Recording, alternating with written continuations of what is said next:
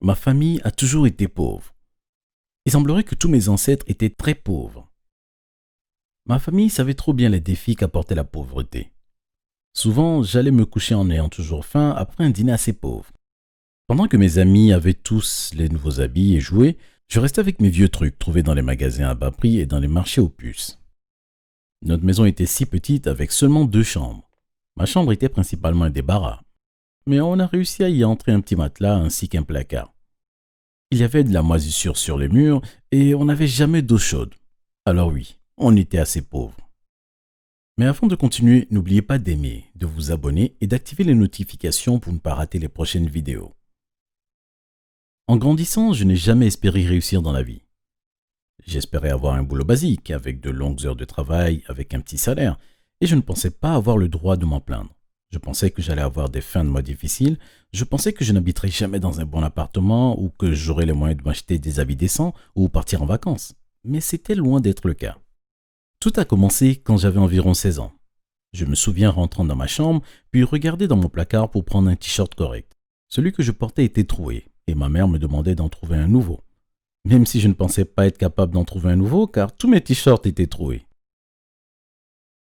J'ai alors ouvert mon placard et j'ai commencé à chercher à travers la petite pile de vêtements quand j'ai aperçu une enveloppe au fond du placard.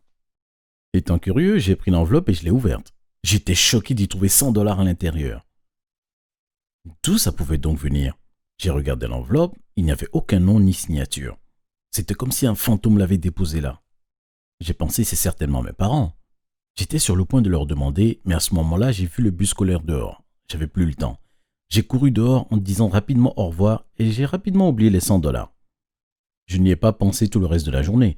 Alors, quand je suis rentré chez moi, j'étais tellement fatigué que je suis allé directement me coucher. Le lendemain matin, je suis allé m'habiller et j'ai eu l'heureuse surprise de trouver une seconde enveloppe. Cette fois-ci, il y avait 300 $ à l'intérieur. Je n'en croyais pas mes yeux. Pourquoi mes parents laisseraient-ils de l'argent dans mon placard? Et pourquoi ne m'ont-ils rien dit? J'ai maintenant 400 $. J'ai laissé l'argent dans le placard et au petit déjeuner, j'en ai parlé à mes parents. J'ai demandé pourquoi vous m'avez laissé de l'argent dans mon placard.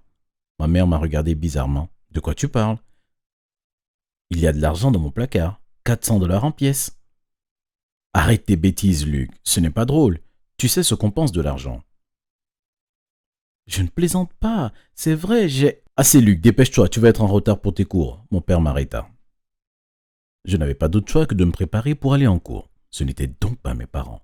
Alors qui ça pouvait être? Pendant les semaines suivantes, de l'argent continuait à apparaître dans mon placard tous les matins. Un étranger laissait de l'argent dans mon placard. Ou un fantôme. C'était bizarre. Pourquoi quelqu'un ferait-il ça? Ce n'étaient pas mes parents, ça c'est certain. Et mes amis ne savaient pas où j'habitais, car j'étais trop embarrassé par la taille de ma maison. Ça ne pouvait pas être l'un d'eux. Alors qui était-ce? J'ai alors décidé de préparer un genre de piège. Et donc un soir avant d'aller au lit, j'ai positionné mon téléphone dans l'axe de mon placard. Le lendemain matin, bien entendu, il y avait de l'argent. Mais quand j'ai regardé la vidéo, il semblerait que quelqu'un soit rentré et ait stoppé l'enregistrement du téléphone. Il a certainement rompé pour éviter toute détection. Ça a commencé à me faire peur. Qui était cet étranger et pourquoi continuait-il de me laisser de l'argent?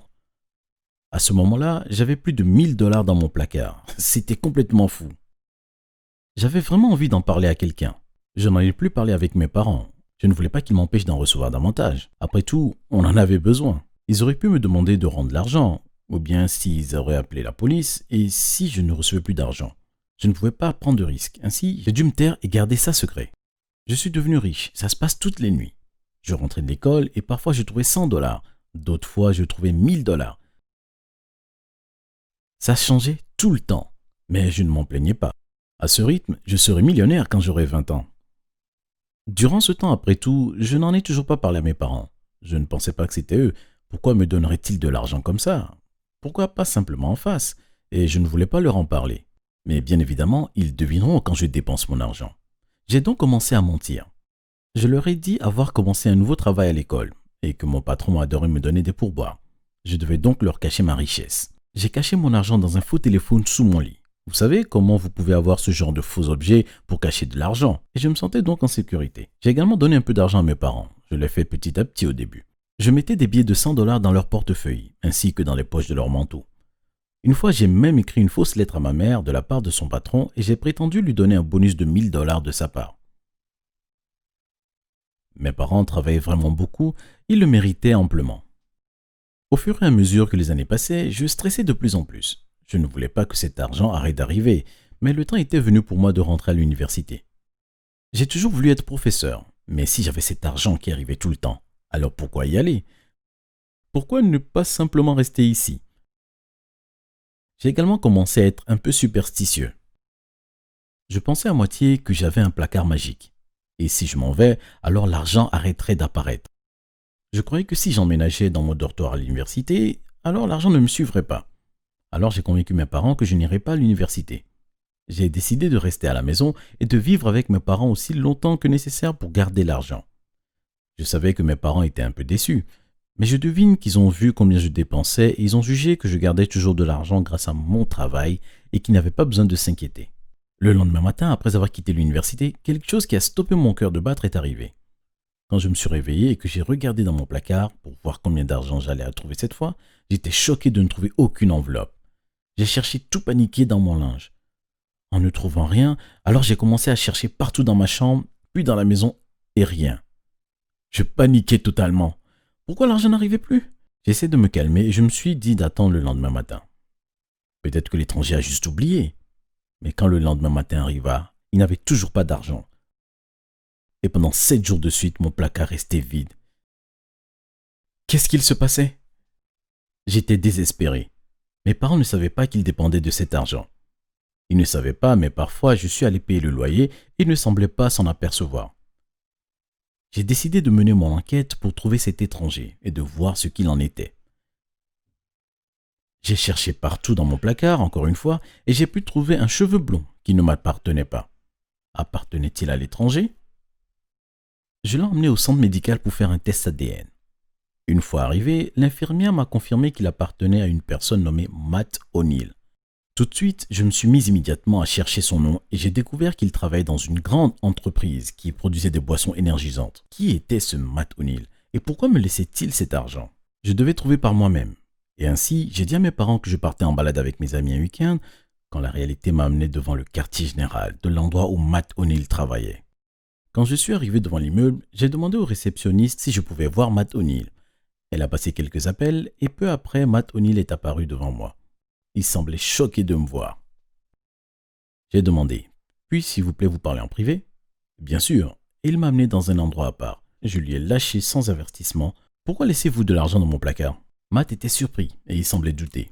Alors, après avoir dégagé sa gorge, il m'a dit « Je pense que c'est le moment pour toi de rencontrer ton sponsor. » J'étais étonné par ça, mais il m'a dit que je devais d'abord voir le patron de l'entreprise.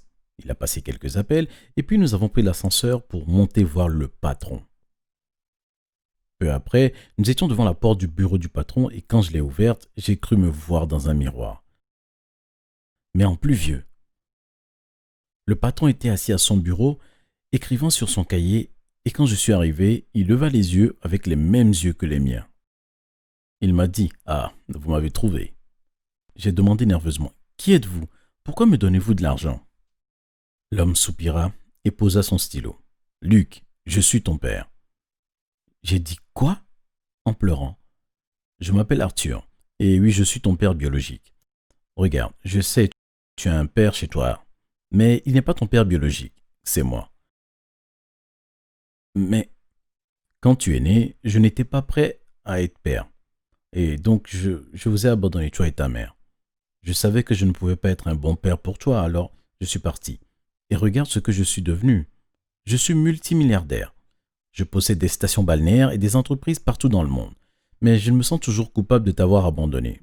Alors j'ai demandé à Matt ici, Arthur faisant un signe de la tête à Matt, qui salua de la main nerveusement, j'ai envoyé Matt chez toi tous les soirs pour te laisser un peu d'argent. Tu sais, juste pour vous aider un petit peu. J'ai entendu dire que ta mère avait des problèmes financiers et bon, je voulais aider.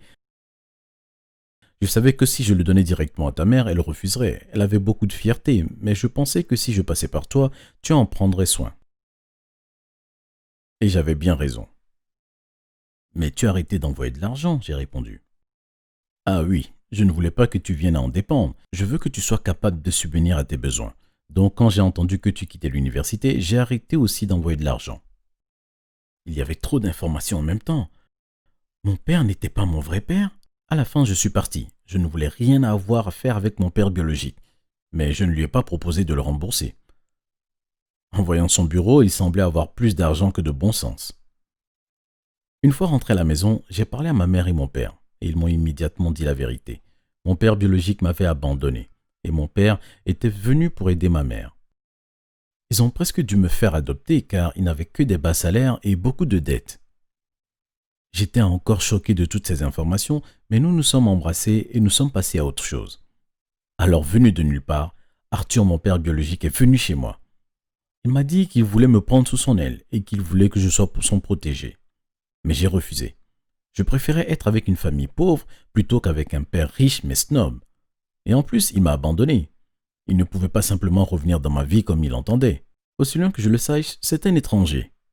J'ai fini par faire un don de son argent à un orphelinat, vu que j'aurais pu facilement m'y retrouver si ma mère et mon père avaient trouvé trop difficile de prendre soin de moi. Plus d'argent n'apparaît dans mon placard, mais j'ai eu un bon boulot dans une entreprise. Et ils m'ont tout juste promu en tant que manager. Je pense donc que tout va bien.